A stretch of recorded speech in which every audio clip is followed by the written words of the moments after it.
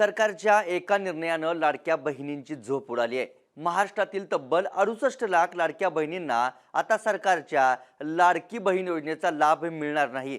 सरकारचा हा निर्णय लाडक्या बहिणींसाठी मोठा धक्का असेल। पण फडणवीस सरकारनं हा निर्णय का घेतलाय, लाडक्या बहिणींची खाती का बंद करण्यात आली, त्या बहिणींना पुन्हा योजनेचा लाभ मिळू शकतो का, हे जाणून घेण्याचा प्रयत्न आपण या व्हिडिओतून करणार आहोत। नमस्कार, मी लखन आदाटे आणि तुम्ही पाहताय मुंबई तक। एकनाथ शिंदेंच्या नेतृत्वाखालील महायुती सरकारने 28 जून 2024 ला विधानसभा निवडणुकीच्या आधीच लाडकी बहीण योजनेची घोषणा केली होती। तेव्हापासून आतापर्यंत या योजनेचा लाभ घेणाऱ्या महिलांची संख्या वाढतच चालली आहे। आतापर्यंत आलेल्या माहितीनुसार 2,43,00,000 लाडक्या बहिणींना सरकारकडून महिन्याला 1,500 रुपयांचं अनुदान मिळतं। मात्र एका निर्णयानं लाडक्या बहिणींची आता चिंता वाढली आहे। याला कारण ठरलाय सरकारनं घेतलेला एक निर्णय, ज्या निर्णयामुळे तब्बल 68 लाख लाडक्या बहिणींना आता 1,500 रुपये मिळणार नाहीत। पण याचं कारण काय तेही पहा। सरकारने लाडकी बहीण योजनेत ई-केवायसी अपडेट करण्याच्या सूचना लाडक्या बहिणींना दिल्या होत्या। मात्र यातील अनेक महिलांनी ई-केवायसी केलीच नाही। ज्यांनी केली त्यातील अनेकांकडून चुकीचा पर्याय निवडला गेला। त्यामुळे त्या बहिणी योजनेसाठी आता अपात्र ठरवण्यात येणार आहेत। पण त्या 68 लाख लाडक्या बहिणींना कधीच योजनेचा लाभ मिळणार नाही का, तर सरकारनेच यावरून स्पष्टीकरण दिलंय। त्या 68 लाख लाडक्या बहिणींची खाती का बंद करण्यात आली, ती पुन्हा सुरू होणार आहेत का, यावरून महिला आणि बालकल्याण मंत्री आदिती तटकरे यांनी काय स्पष्टीकरण दिलंय तेही पहा। लाडकी बहीण योजनेत ई-केवायसी करताना चुकीचा पर्याय निवडलेल्या लाभार्थींना आता दुरुस्तीसाठी 30 एप्रिल 2026 पर्यंत मुदत देण्यात आली आहे। आधी हीच मुदत 31 मार्च पर्यंत देण्यात आली होती। ई-केवायसी दुरुस्तीसाठी ही शेवटची संधी असेल, असं थेटपणे मंत्री आदिती तटकरेंनी सांगितलंय।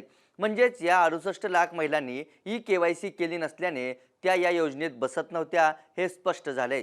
आर्थिकदृष्ट्या दुर्बल घटकातील पात्र महिलांसाठी ही योजना असताना पुरुष सदस्य आणि सरकारी कर्मचाऱ्यांसह अपात्र व्यक्तींनीही या योजनेचा लाभ घेतल्याच्या तक्रारी सरकारकडे प्राप्त झाल्या होत्या। राज्य सरकारनं पडताळणी मोहीम राबवली होती। या पडताळणी प्रक्रियेदरम्यान मराठीतील एका प्रश्नावर चुकीची उत्तरं मिळाल्यानं 24 लाखांहून अधिक लाभार्थ्यांना याआधी सरकारनं सरकारी कर्मचारी म्हणून चिन्हांकित केलं होतं। छाननीनंतर यातील तब्बल 20 लाख खाती पात्र असल्याचं आढळलं, तर उर्वरित प्रकरणांची पडताळणी अजूनही सुरू आहे। म्हणजेच ई-केवायसीच्या अडचणीमुळे आता यात 68 लाख महिलांची भर पडली आहे। पडताळणी मोहिमेनंतर या योजनेतून या 68 लाख महिलांना वगळण्यात आले। आता या महिलांनी ई-केवायसी केली आणि त्या दरम्यान योग्य पर्याय निवडला तर पुन्हा आधीप्रमाणे या 68 लाख महिलांना देखील 1,500चं अनुदान मिळू शकतं। म्हणजेच या मुदतवाढीमुळे बंद केलेल्या खात्यांच्या संख्येत देखील बदल होऊ शकतो। ही केवायसी प्रक्रिया कशी राबवायची यावरती अनेकांच्या मनात अजूनही शंका आहे। त्यावरती सुद्धा लोकांच्या माहितीसाठी, लाडक्या बहिणींच्या माहितीसाठी या प्रक्रियेवरती एक नजर टाकूयात। मुख्यमंत्री माझी लाडकी बहीण योजनेच्या ई-केवायसीसाठी ladkibhin.maharashtra.government.in या संकेतस्थळाला भेट द्या। संकेतस्थळाच्या मुखपृष्ठावर असलेल्या ई-केवायसी बॅनरवर क्लिक केल्यावर ई-केवायसी फॉर्म उघडेल।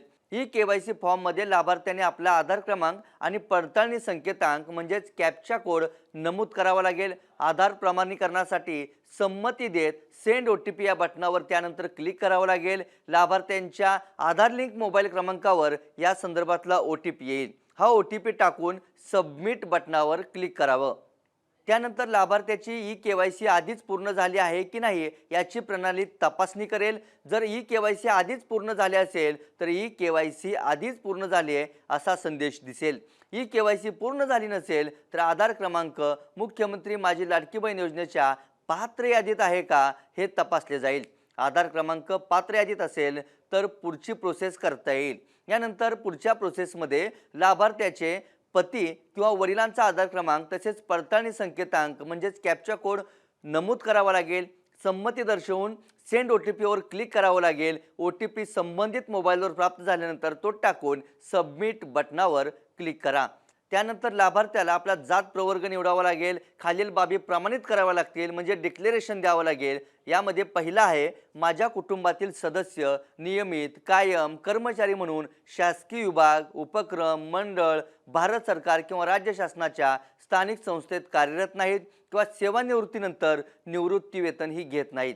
यामधला दुसरा मुद्दा आहे, माझ्या कुटुंबातील केवळ एक विवाहित आणि एक अविवाहित महिला या योजनेचा लाभ घेत आहे. वरील बाबींची नोंद केल्यानंतर चेकबॉक्सवर क्लिक करावं आणि सबमिट बटन दाबावं. शेवटी सक्सेस, तुमची KYC पडताळणी यशस्वीरित्या पूर्ण झाली आहे असा संदेश तुम्हाला दिसेल. पण याच KYC वेळी अनेक महिलांनी चुकीचे पर्याय निवडल्यानं त्यांचं नाव लाडकी बहीण योजनेतून वगळण्यात आलंय, त्यांचं अकाउंट देखील बंद करण्यात आलंय. या लाडकी बहीण योजनेसाठी आतापर्यंत किती महिलांनी नोंदणी केली आहे, किती महिलांना याचा लाभ मिळतोय आणि आता किती महिलांना या पुढच्या काळात लाभ मिळू शकतो त्यावरती एक नजर टाकूयात. लाडकी बहीण योजनेत 2,43,00,000 महिलांनी नोंदणी केली होती. यात प्रत्येक महिन्याला 1,500 रुपयांचं अनुदान दिलं जातं. सरकार दरमहा लाभार्थ्यांना 3,700 कोटी रुपये वितरित करतं. 2026 आणि 27च्या अर्थसंकल्पात या योजनेसाठी तब्बल 26,000 कोटी रुपयांची तरतूद करण्यात आली आहे. 2025-26 मध्ये मात्र हीच तरतूद 36,000 कोटी रुपये इतकी होती. त्यामुळे सरकारच्या तिजोरीवर वर्षाला 43,740 कोटी रुपयांचा बोजा पडतोय. 2,43,00,000 पैकी सध्या आता मिळालेल्या माहितीनुसार जवळपास 68,00,000 खाती बंद झाल्यानं सक्रिय खात्यांची संख्या आता 1,75,00,000 आली आहे. आता सक्रिय खात्यांची संख्या कमी झाल्यानं खर्चात बदल होण्याची शक्यता आहे. त्यामुळे वाढता बोजा आणि योजनेत अपात्र लोक घुसल्यानं सरकारकडून कडक पडताळणी मोहीम राबवली जाऊ शकते. लाडकी बहीणचा बोजा आता त्यानंतरही कमी होणार का याकडे मात्र आपलं सगळ्यांचं लक्ष असेल. म्हणून तुम्ही सुद्धा KYC करा. KYC करताना काळजी घ्या आणि आपण योग्य पर्याय निवडतोय ते सावधानतेनं बघा. या व्हिडिओ तिथंच थांबूयात. ताज्या घडामोडी आणि अचूक विश्लेषणासाठी मुंबई तकच्या YouTube चॅनलला सबस्क्राईब करा. फेसबुक आणि X वरही फॉलो करायला विसरू नका. धन्यवाद.